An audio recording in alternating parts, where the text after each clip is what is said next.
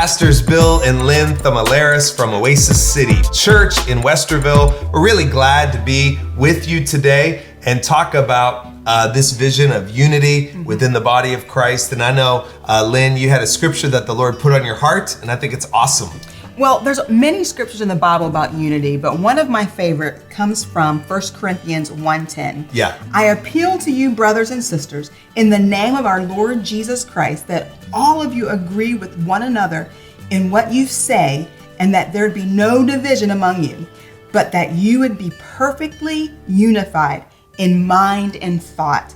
Wow. And what I love about this scripture is so powerful. It makes me think about what was going through Paul's mind at the time when he was writing this. And he actually starts out this book in chapter 10 really positive and thanking them for all that they were doing, the whole bright side of the story. But he quickly changes the feeling when he gets to verse 10. And he starts talking about something that was really important, something that could make or break the young church at the time.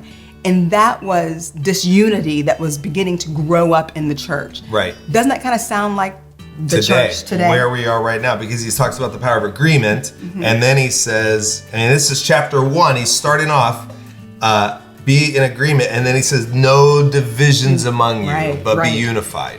And Paul uses some really strong words because he says, I appeal to you, or I urge you. He's basically begging them, listen, we can't have this. Right. Now, he's an apostle, very famous in the church, and he could have been more like, I command you. Sure. Don't do this. This is what you should be doing or not be doing. But he went a whole different route. He chose to use the term, I appeal to you. Yeah. Because he wanted it to be a heart issue, not a head issue. Oh, wow. So not a command that we just obey begrudgingly, but something that is internal. Right. He doesn't want them to choose to be unified because they are being controlled, but because they recognize we have a mission that's all of our mission. Okay. It's all of our job. And if we're in disunity, how can we bring other people into the family of God if we can't get along? So he uses the words, I appeal to you. Yeah. And I just think that's beautiful because it's saying all of you have a purpose. Okay. All of you have a part to play. Yeah.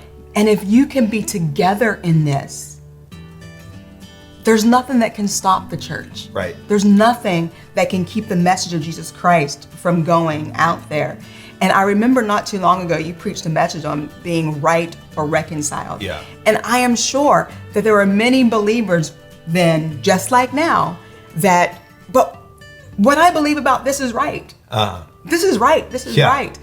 But when do we stop and take a look at ourselves and say, but isn't it more important for me to be hand in hand with my brother and sister? Yeah. More important for me to, what can we agree on so that we can do what God's called us to do?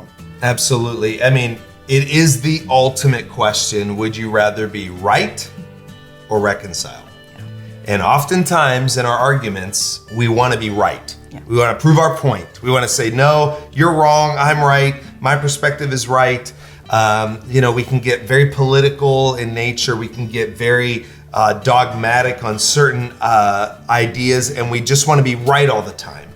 And even if we are right, the point is that the Bible talks about reconciliation, and that we are all given this ministry of reconciliation to reconcile the world to Jesus, but also we are to be reconciled with one another because we're not to have divisions among us. We are to be unified. Right. I love the scripture, and you probably could just tell me exactly where it is right now. Well, don't test me. I won't. But it says, they will know that you are my followers by your love for one another. Yeah.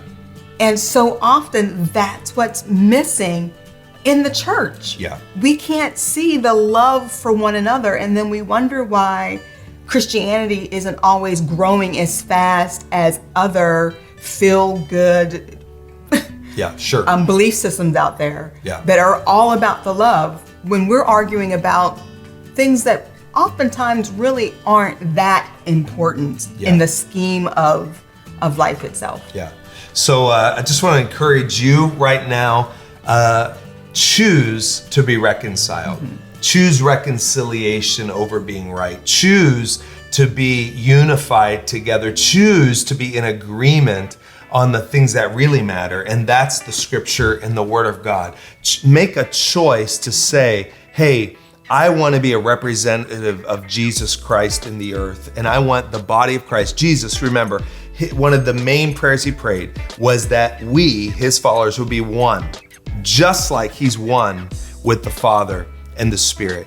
And just like the Father, Son, and Holy Spirit together are one, that we, the body of Christ, would be one in Christ. God bless you.